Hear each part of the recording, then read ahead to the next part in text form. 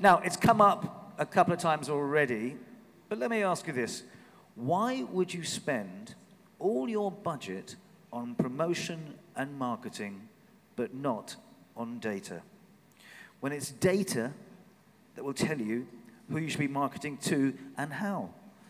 And that is happening an awful lot, as our next session will reveal, because crafting an irresistible destination demands that companies, tourism boards, and governments collaborate to harness the power of real-time data capture, and the analysis to elevate marketing strategies, to enhance management practices, and bolster visitor loyalty. And this entails delving into intricate visitor profiles, exploring touring behaviors, and dissecting spending habits, and even discerning preferences and dislikes. But our panel know an awful lot more than I do about this. So let's meet them and our moderator. Our speakers in the plenary session 6 on data-driven informed planning for destination success are Carlos Cendra, partner CMCO, Mabrian Industries.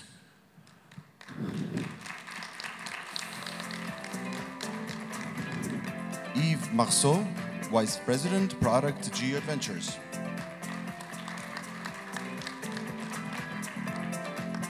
Tomi, Ilijas, CEO, Founder, Arctur. And Natasha, Syed, Travel Lead, JC Decaux.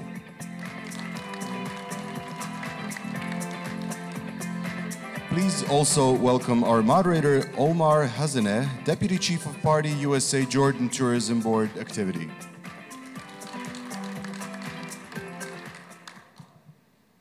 Good afternoon, everyone.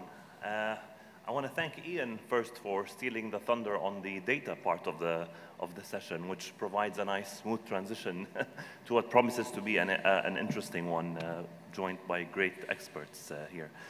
So we've been hearing stuff about resilience. We've been hearing a lot of talk about promotion. We've been hearing a lot about competition and cooperation. But what do we do about this if we don't have the right data to help us achieve all of this? And pretty much all the destinations are attracting or targeting the tourists, the same tourists. So if we're talking about the mystical Balkans, if we're talking about maybe more mature destinations in West Europe, even further away in Dubai, new entrants like Saudi Arabia. So everyone is pretty much targeting the same group. So in order to be able to do some great conversion to our destinations, how can we utilize data and leverage data to achieve the best results possible? And I'm going to start with you, Carlos. So maybe tell us a little bit more about the work you're doing with Mabrian. And the question is, and maybe most relevant for this part of the world, where do we start? Great, thank you for the honor of starting. Well, as a big data company, we propose a different methodology comparing to the traditional way, I would say.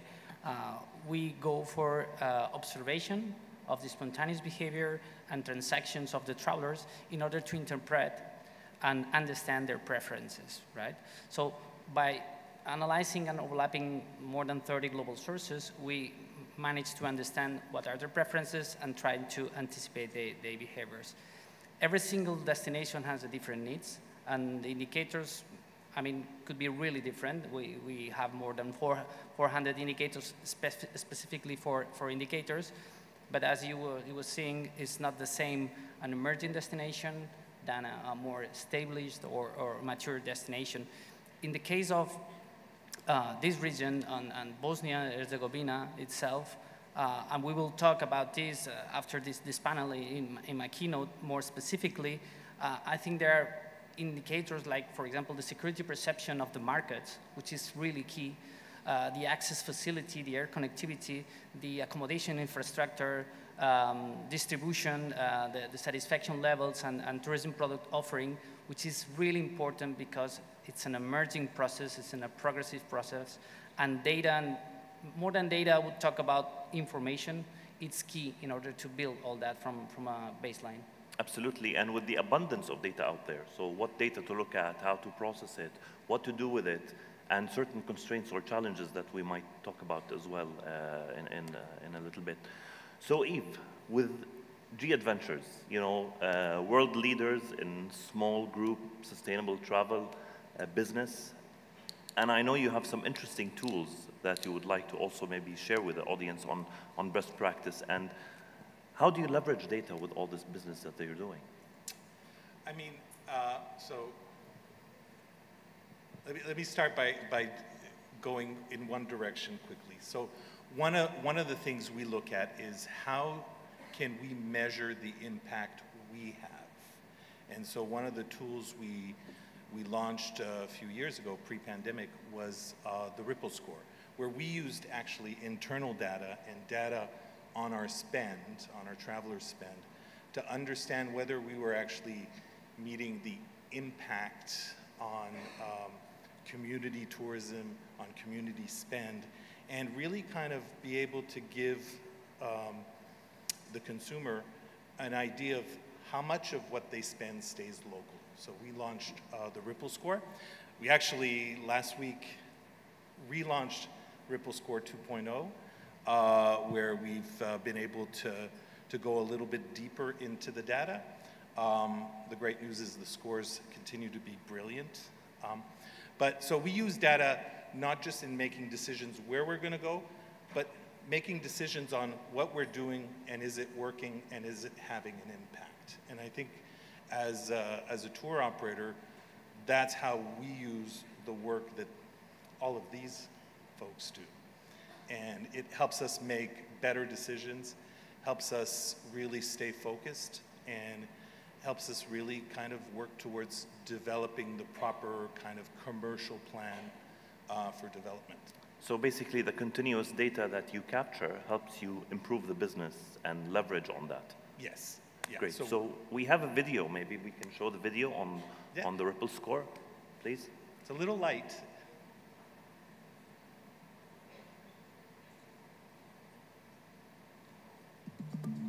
When you go on vacation, no matter which tour you take, each place you visit requires local expenses, from the hotels to the restaurants, even down to a bike rental.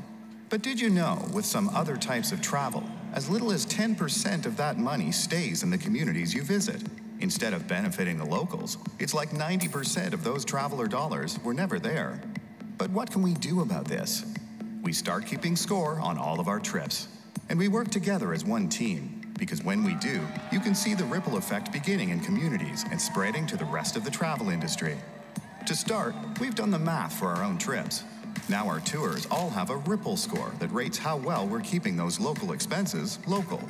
When you see this, you'll know just how often we've chosen local businesses or services to create this tour. If the Ripple score is high, you'll know that's a great trip, creating a greater ripple effect for the locals who call each destination home.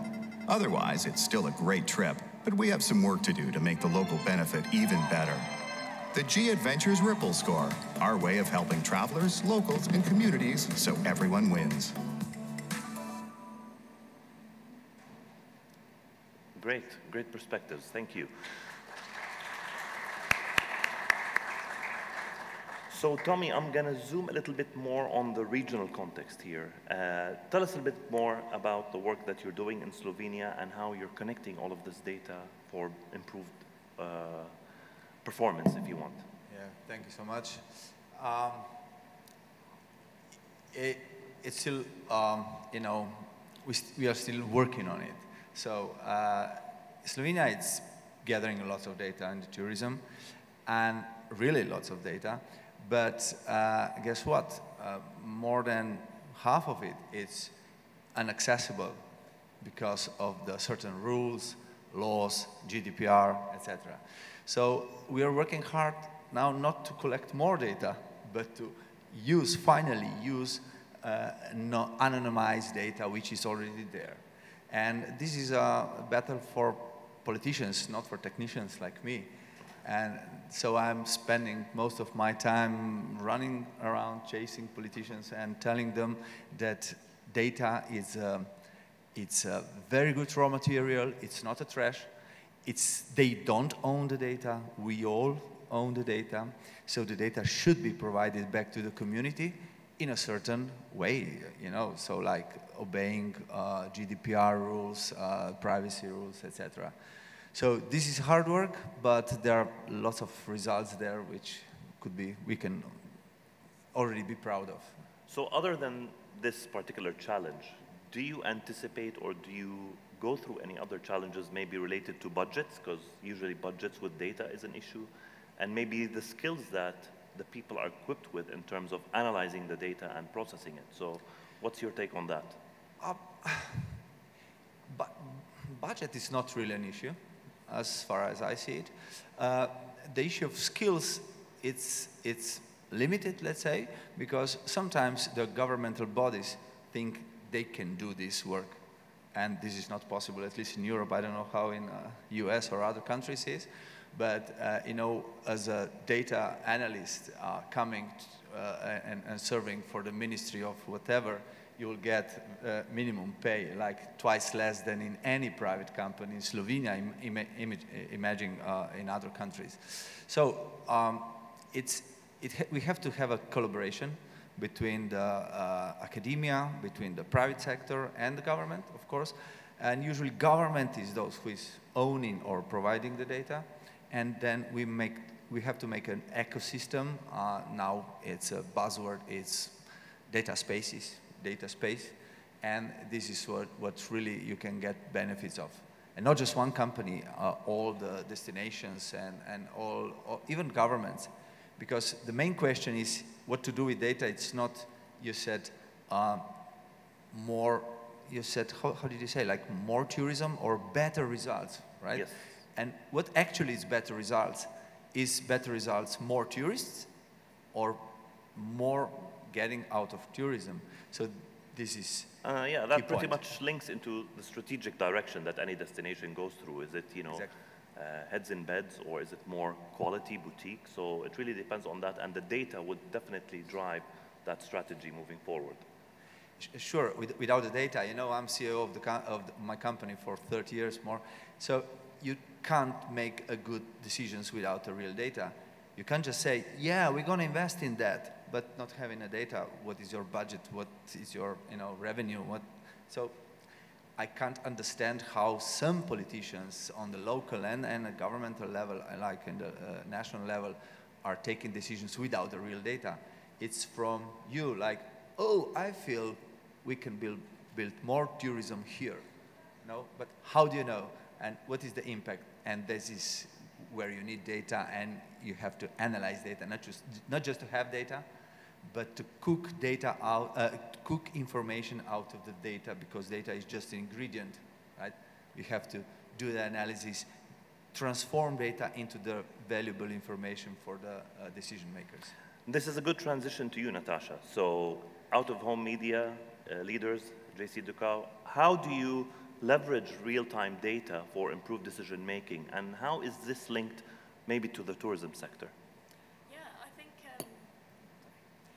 I think when it comes to kind of leveraging real-time data, you definitely need your own data, so you need historical data. I think when you have historical data, or you've built that data, we can then kind of layer that with real-time data, in the sense that we can run campaigns for tourist board, airlines, and the travel industry in a more strategic way. And what I mean by that is, when you're looking to do your marketing in the industry, you can make sure that you are running against weather triggers. So for instance, if the weather in real time, it's sunny outside, then someone like, you know, Austria as a destination might not want to kind of advertise their ski holidays, or they might want to, dependent on their strategy. But a client like McDonald's, for instance, they might want to promote like a ice cream, for instance. So it just depends on, I suppose, making sure that you've got enough historical data so that you can layer it with data that we can provide. I mean, obviously at JC Decaux, we have several data sets that we use. And one of them is where we can kind of, you know, obtain all the information of what you're looking for to try and reach. And then we layer that through heat mapping, which we can kind of provide as a service. Now, what that heat mapping does, it actually finds the exact type of audiences for you and over-index our panels so that you can get that little bit closer to audiences that you're trying to reach. So whether that's your Gen Z audiences or whether that's your 50 plus audiences, we can locate them in London, but also nationally across the UK for travel clients. And I think we have a heat map available. If we can pull that up, please, just to give some sort of visual about what Natasha has been talking about. So you can see it in front on the screen. Oh, perfect. Yeah. So this is the heat map. So this is a client of mine who has given me the all clear to speak about them. So Tobago Tourist Board had some historical data. So she sent me lots of postcodes of people that she wanted to target in the southeast and the southwest of the UK. Now, what we did is we layered those postcodes with our sites and our intel, which then kind of gave her a bit more of a kind of insight into who those people are, the demographics, but also how close we could get to them via our sites. And this is the heat map, which actually shows what her interaction was with the digital side of her campaign versus the out-of-home side of the campaign. So when we do promote and encourage tourist boards, airlines, and travel clients to actually advertise or run their campaigns with us in the UK, reaching the UK audiences, we definitely encourage them to do out-of-home, but then kind of layer it with some digital, just so that it works harder and you've got some really tangible results to play with moving forward. And obviously this data she can now use to super drive another campaign, whether that be in TV or whether that be in social media again, or whether that be in out-of-home again. So it's some really good results for her. Fantastic. And you've seen destinations embrace such tools? Absolutely. I feel like more and more are doing it more. I think when destinations have a clear vision of the type of audience that they're trying to reach, they are able to just let us know. We've had clients who have come to us saying that they just, for instance, just want the Muslim market, so they're trying to promote halal tourism to that Muslim market. So we can locate all the Muslim people within the UK, over-index on that type of audience, and then very much laser focus a message that could be even in their language. So it could be in Hindi, or it could be in Punjabi or Urdu, for instance, versus, I suppose, tourist boards who have come to us with slightly different kind of campaigns and objectives, where they can very much reach that Gen Z audience, which is obviously the future of travel. It's your future travelers, and trying to kind of get in the forefront of them very quickly as well. Carlos, I want to go back to you and maybe ask you just to share with us an example of a success story for a destination that wasn't maybe using the right data or wasn't using a data-driven approach to tourism, and how they were able to, make a change. Yeah, I mean, we have plenty of examples. We work nowadays in more than 40 countries, and one example that come to my mind and was already talked about in the stage was Qatar, for example, how they had a lot of data actually from their country, and they know everything about the country, but they don't really know about the context, right, and about the market. And sometimes it's about adding that layer of information about how the travel trends are moving globally, how you can match the preferences of the travelers.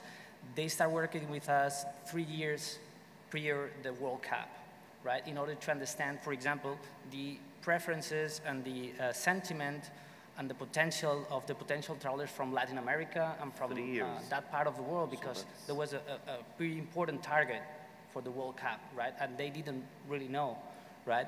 So they start doing that. They start exploring and analyzing what are the type of accommodation, the type of tourism products they must offer them in order to get them there and to retain them during the World Cup, not only for just watching a match, but also for some days.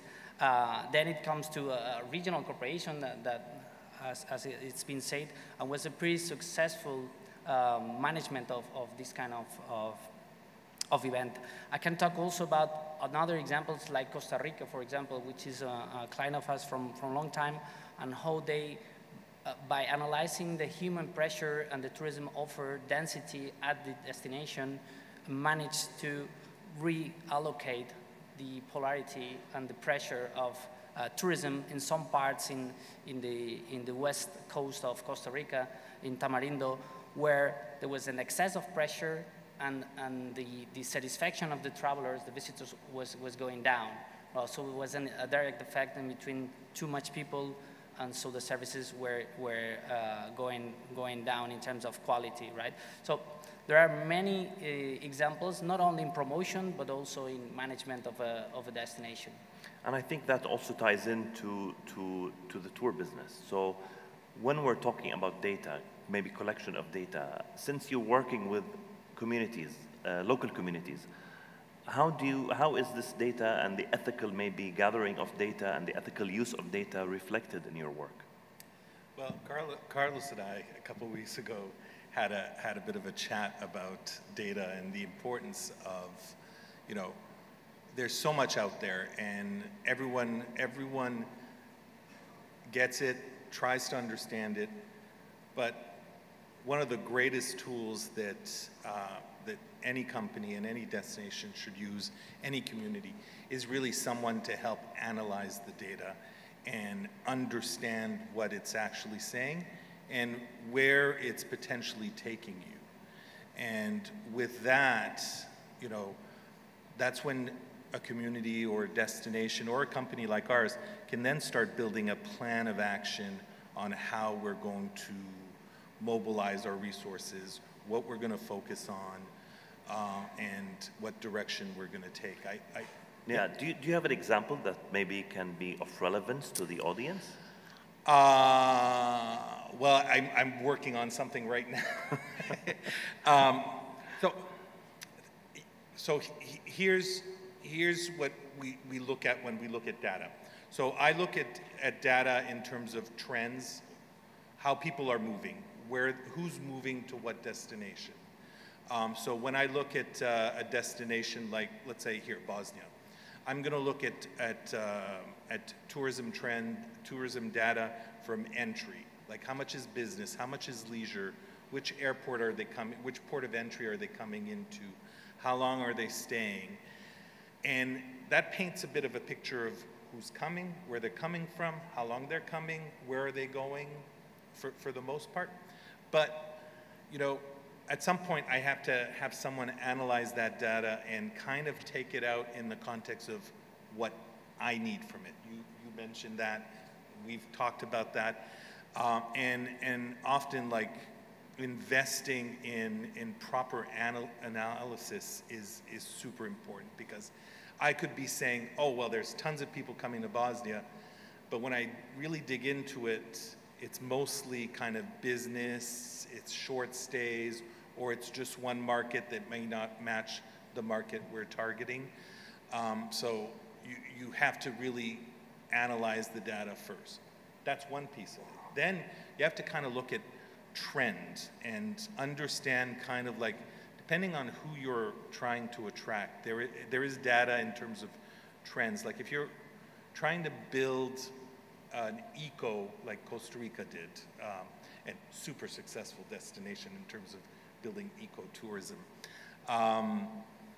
they looked at who they needed to bring in first to then attract the bigger spenders. Because it's easy to say like, we want high spenders in our destination. Well, you need to give them a reason to come in. How you do that is by understanding who they follow. And so you look at past data, past trends in destinations. That's fantastic, and actually ties into my next question on predictive analytics, maybe, Natasha, with all the tools that you have. How can this predictive analysis tools be utilized for conversion in the travel market? I think, at Decaux, we've got several data tools. I mean, we spend like millions of pounds just trying to get the data piece right, because we know it's so important for the travel industry.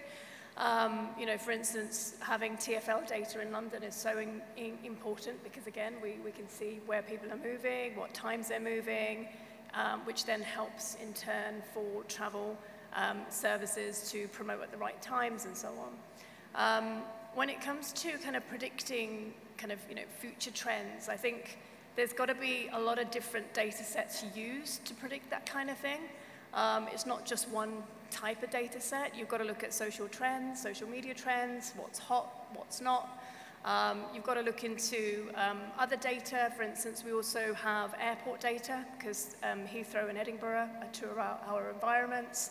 So, you know, we regularly check the PAX numbers, so the passengers coming in and out, whether they're coming in for and visiting the UK for business or leisure, and kind of the other way around, if they're flying out for business and leisure, which destinations are popular, which ones are maybe not so much.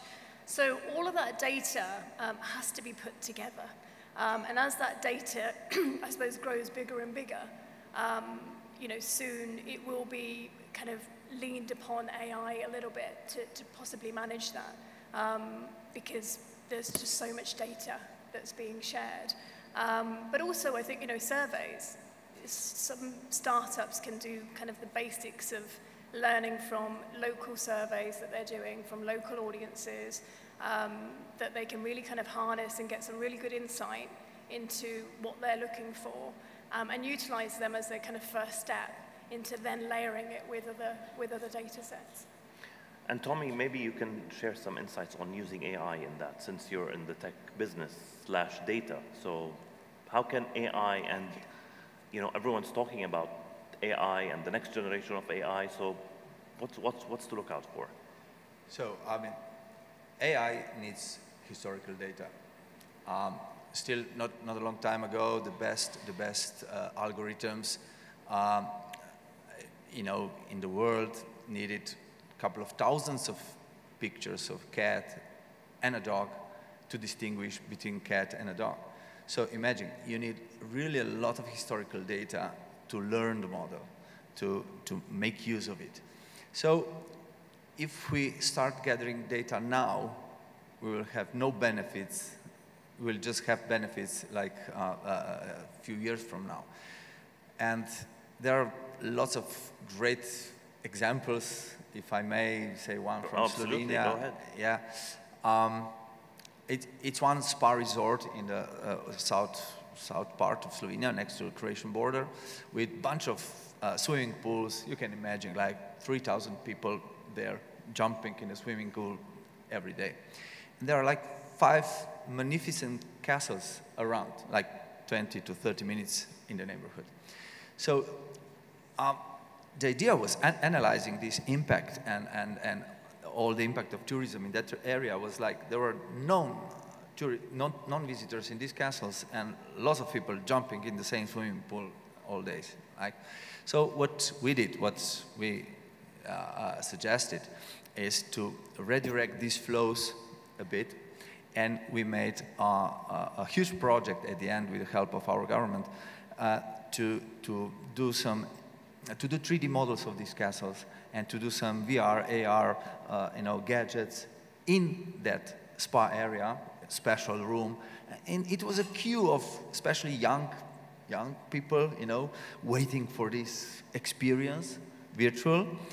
And then most of the people didn't really believe that the result will be more visits of these castles. But in fact, it was much more, like 4 times more in a couple of years. And imagine this was win-win situation for all of them because they stayed in the same spot. There were lots of hotels there. But less jumping into the same swimming pool and then going around a bit, you know, also paying for the entrance, which is not a lot. And then everybody was happy. So less crowd in the swimming pools and longer stay for the same for the tourists, because you know more than 3 days jumping in the same swimming pool, for me it would be really boring. But if you combine this, it's good for all. And this is what I think AI can bring: a lot of know-how how to do this to better tourism. And Carlos, maybe what other tools are being developed in that field other than AI? Because, you know, a lot of things are happening quicker than ever. So what tools should we be on the lookout for? I mean, we are regarding AI, we've been, it looks like AI is new from last year with ChatGPT and all that, but we've been working with AI for the last 11 years, developing our own algorithms, using a lot of historical data in order to interpret the preferences and sentiment of travelers all around the world, right? So it's not new, it's been evolving for a long time. Now it's true that the generative AI is bringing an extra step, especially when democratizing the access to all the world. And this could be really a change also for the destinations managers, which are basically our clients. So our obsession is help making better decisions to the destinations, and probably we can have the support of generative AI to our advisory team in order to provide information. Again, I don't really like to talk about data. Data, today has a value, but not that much. Everybody can get data. You can gather data in your place, in your country. You can buy data. There is a market, so it's not an issue. It's about getting information about that data. But we are in a project, for example, with Microsoft, MasterCard, and the city of Malaga in Spain, developing a specific AI, generative AI, in order to provide information using natural queries to the DMOs managers, right? In order to make more agile the access to the normal information, the usual information they need for making decisions, right? So that would be, I think, the next step in terms of technology when using data or information based in data. And let me just add one thing. One client of us told me once, and I will always remember that if the information or the data you're going to provide me is not going to change or reinforce my decisions, I don't need it. Don't give me that, because we have a lot of things to do. We have a lot of data. Just give me something valuable for making better decisions. And that's one of the challenges now in the sector. Of course, that's exactly what it's all about. Yves, what are some of the challenges that you faced in terms of capturing this data and utilizing it for improving your tours, if you want? Wow. The biggest one is really analyzing it and understanding it fully.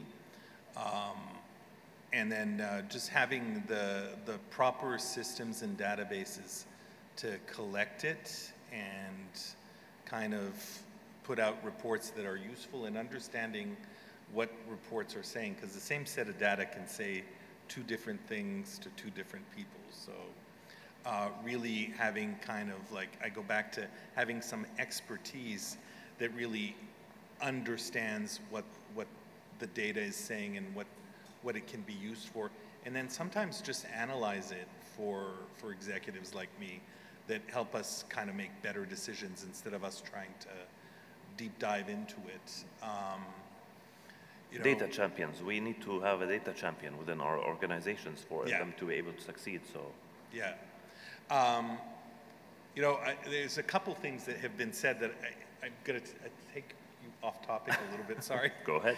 Just when you were talking about how McDonald's, if it's raining in London, can advertise kind of like hot coffee instead of ice cream, and then switch the ad to ice cream for on a sunny day.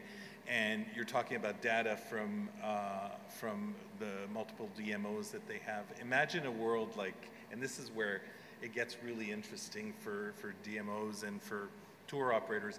Imagine a world where AI can actually drive a lot of this and take the data in terms of what's the weather in a destination. If you know that this part of London is your core constituency of travelers, and you know this part of New York is, and this part of LA is, instead of putting a social campaign that's kind of stagnant, because they kind of are stagnant, you put your winter tours, your summer tours. Imagine understanding that when it's raining, people are looking for sunny beach destinations. Understand when it's snowing, they're thinking their summer vacation, but really in real time having using all of this data to put out a campaign that's in real time based on consumer behavior at that time. And that's where I see some of the greatest opportunities to use all of these tools as a business so that we can really make the most of our marketing dollars. That's probably going to be coming in sooner rather than later with all this speed and development in those fields. And Natasha, what's the big thing in out-of-home media when it comes to, you know, data capturing and analytics? What's the next big thing? I mean, there's just so much. I think, like I said, I think because we're layering a lot of the data campaigns with other data sets, it's interesting because you just find new ways of marketing campaigns, like you were saying. And, you know, for some tourist boards, it's working incredibly well. You know, they can run it programmatically. They can do it exactly in that way where they can kind of, you know, run the campaign via weather triggers. The other campaigns that are running that, you know, I think other categories are doing really well that travel clients are now following as well are kind of, you know, immersion zones, doing things in 3D. So we can now, you know, run our Waterloo, for instance, motion screen, which runs for about 20 seconds at Waterloo Station. We can run that as an anamorphic 3D screen. So very recently, Visit California have done a fantastic campaign where they have a beach ball going from one side to the other. It's a couple playing with a beach ball with a kind of a Gen Zer, kind of climbing a mountain while they're on a beach.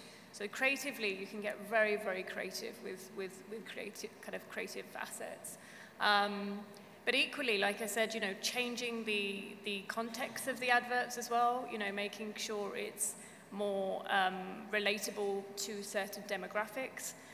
So whether that be, like I mentioned before, like the Muslim audience and it being more of a kind of halal tourism message versus kind of another sector of audiences, like the 50-plus audiences, where they might be looking for, you know, more adventure, which has seen an increase recently, or that family traveller. So I think creative-wise, with running things even programmatically, you don't need one creative anymore. You can use multiple creatives, and they can be just as creative as you like, as creative as 3D. So before we close, this wonderful destination that we're all living, you know, these days, the most exciting destination in the world. What's your one piece of advice that you can provide the destination, Bosnia and Herzegovina, when it comes to data and using data for destination success? So maybe 1 minute each.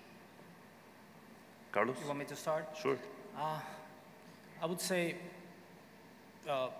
one of the main challenges is knowing the questions. What does that mean? The most of the times when we start a project with the government, with the destination, they want a data analytics tool, a dashboard, etc., an integration, but they don't really know what to get from the data because they don't really know the questions. I'm not talking about the answers. So we need to accompany them to understand what are the questions they need to answer by using information based in data, right? So one of the main challenges is knowing the questions, and the other would be also a mindset switch. And this might be controversial, but I think it's also a matter of generational change. We need to stop making decisions based in assumptions and in guessing, and just continuing the way we make decisions for the last 10 years or since the pandemic stopped. It's about having updated information. Is the only way to be really resilient and being agile to make a difference. Excellent. Tomi? Well, I would suggest that you really try to make decisions how to develop your beautiful country on the base of the real data, and then decide that you want to have a sustainable Bosnia and Herzegovina. And more tourism, it's not necessary better impact of tourism. So what you really want to do is better impact of tourism, and then you have to know how to do it in a sustainable way. So And leverage the data to reach that goal. Of course, gather data, analyze data, and then take decisions based on that true data. Yves, over to you. I'm going to take it a step before the data. It's to really understand what it is that, one, the community wants, because the community buy-in is extremely important. But it's understanding what you're after first and what you want to develop. Because once you know that, you can give these experts, like, this is what we're trying to achieve, and then you'll get the right data, you'll get the right information that helps you make the right decisions, and then measure. Measure your success. If something's not successful, pivot. Don't just say, oh, but that's where we were going. Sometimes you're going in the wrong direction. And that takes a lot of resilience. Yes. If we want to tie things up together. Natasha. Just following on, I think you're absolutely right. I think not one solution fits all. So when you are looking at your data, make sure that you know your markets clearly. So you know what your Gen Zs want, you know what your 50+ wants, you know what your family traveler wants. And then market on those bases, as in don't have just one single campaign that's trying to reach all of those audiences, because all of those audiences are going to be taking in that message in a very different way, whether it's through social media or whether it's through out of home when they see it in the open space. So yeah, just really kind of drill down into the data, and like you said, maybe have someone internally that can just be that data-focused person that really understands the data before you can kind of start your campaigns. Perfect. Thank you so much. This has been really enjoyable. I hope everyone enjoyed it as much as we did. So thank you, and we'll see you in the next session.